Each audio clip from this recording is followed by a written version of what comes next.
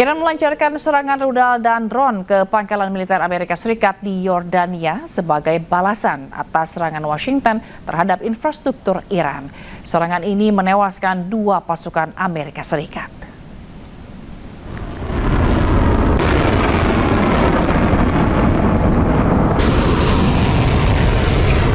Korps Garda Revolusi Islam Iran atau IRGC merilis rekaman yang memperlihatkan peluncuran sejumlah rudal dan drone ke arah yang diklaim sebagai pangkalan militer Amerika Serikat di Azraq, Yordania. IRGC menyatakan serangan itu merupakan balasan atas serangan militer Amerika terhadap infrastruktur sipil Iran. Menurut mereka, operasi yang dilakukan saat fajar tersebut menjadi gelombang ke-20 dalam operasi Nasr 2. Sasaran serangan diklaim meliputi area parkir pesawat berukuran besar di pangkalan militer Azraq. Serangan ini juga menewaskan 2 pasukan Amerika Serikat yang berada di lokasi.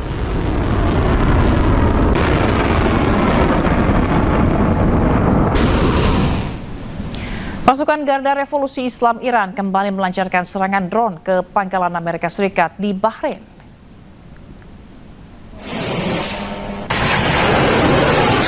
Pasukan Garda Revolusi Islam Iran mengklaim telah menghancurkan pusat kecerdasan AI utama dan depot drone milik Amerika Serikat. IRGC menyebut serangannya itu merupakan serangan balasan terbaru Amerika Serikat terhadap Iran. Selain itu, ia menyatakan Amerika Serikat melakukan kejahatan perang dengan menyerang sejumlah jembatan di wilayah Iran pada malam sebelumnya.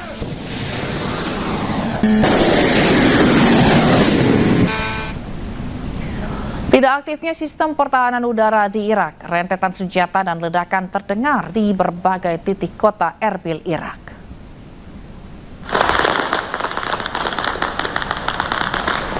Serangan dan aktivitas pencegatan udara terjadi secara bergelombang pada malam hingga dini hari, menyusul ketegangan militer yang kembali memanas.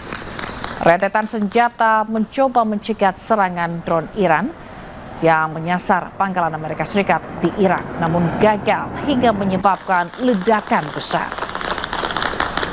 Insiden di Irak ini merupakan bagian dari eskalasi ketegangan yang lebih luas antara Amerika Serikat dan Iran yang turut melibatkan sejumlah negara Teluk lainnya, yaitu seperti Bahrain dan Kuwait.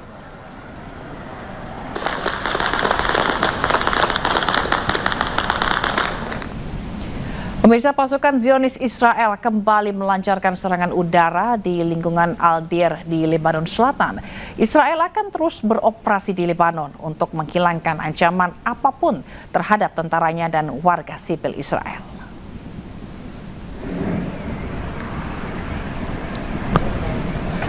Asap mengepul terjadi di atas Nabatiyeh Al-Fauqa setelah serangan udara pasukan Zionis Israel di lingkungan Al-Dir di Lebanon Selatan.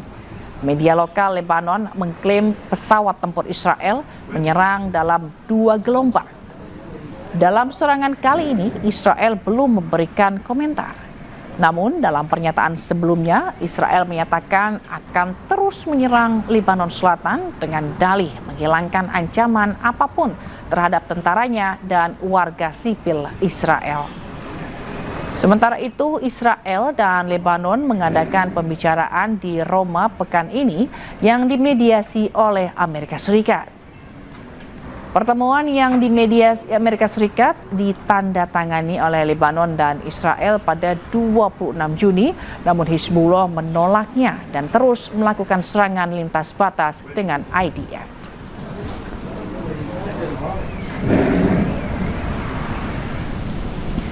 Tentara Israel membakar sejumlah rumah warga di sebuah desa di Lebanon Selatan. Kepulan asap membumbung dari daerah tersebut pada Selasa sore.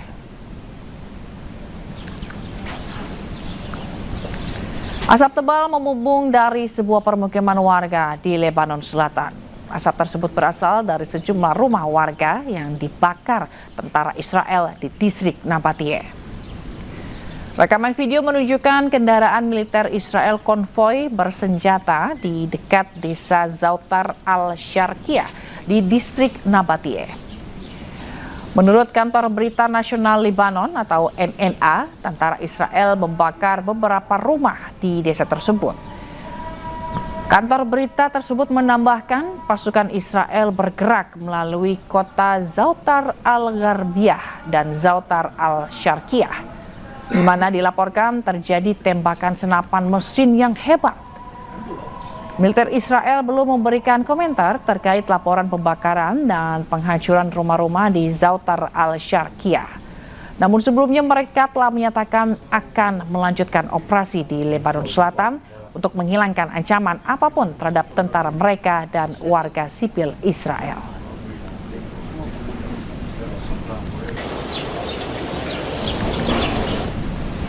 Serangan Israel menargetkan iring-iringan jenazah di kamp pengungsi Nusairat, Gaza Tengah. Sedikitnya 8 warga Palestina tewas dan 20 orang lainnya terluka.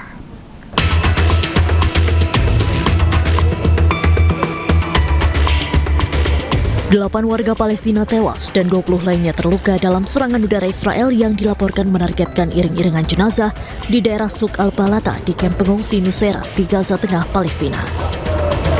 Rekaman menunjukkan keluarga-keluarga yang berduka berkumpul di sekitar jenazah orang-orang terkasih mereka yang terkena serangan udara Zionis Israel pada hari Jumat. Kerumunan orang juga nampak berkumpul di luar rumah sakit Al-Auda membawa jenazah dalam prosesi pemakaman. Saksi mata mengatakan saat kejadian, para korban tengah membawa jenazah ke masjid dan melaksanakan sholat jenazah. Namun ketika para pelayat keluar dari masjid, serangan Israel kembali menghantam mereka. صار استهداف قبل ما يصير الاستهداف هذا. اخذوا الشهداء كالعاده دخلوا فيهم على الجامع صلى عليهم صلاه الجنازه ورحم عليهم. هم طالعين من باب المسجد ضربهم صاروخ. ليش؟ كيف؟ تعرفش. راح. الله يرحم الجميع. Hamas mengutuk serangan yang dilaporkan tersebut dan menegaskan bahwa kelanjutan kejahatan yang dilakukan oleh Zionis Israel ini tidak akan mematahkan tekad rakyat Palestina atau mencapai tujuan pendudukan untuk mengusir dan memperpanjang penderitaan rakyat Palestina. Sementara itu hingga kini pihak berwenang Israel belum memberikan komentar terkait serangan terbaru yang dilancarkan ke Gaza, Palestina. Pemirsa, aksi dukungan terhadap kemerdekaan Palestina terus bergulir. Di London, Inggris, ribuan warga mengutuk genosida Israel di Gaza serta menuntut Perdana Menteri baru Inggris mengambil tindakan tegas terhadap Israel.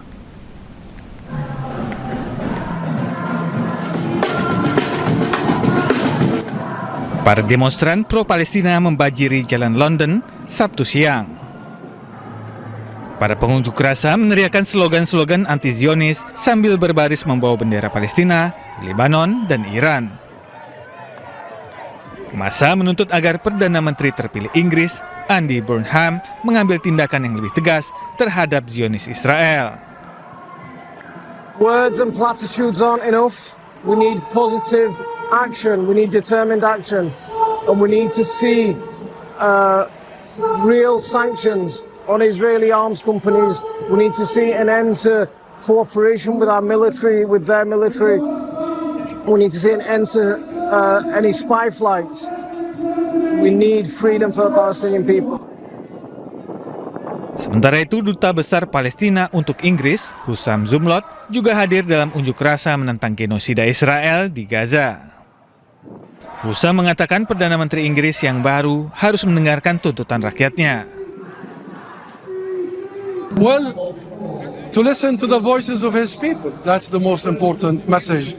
This has become the largest, the longest solidarity movement, anti-genocide, anti-occupation, anti-oppression in the history of this country. The British people have spoken, and Andy Burnham is known to be a man of the people, and this is the voice of the people, and this is the verdict of the people.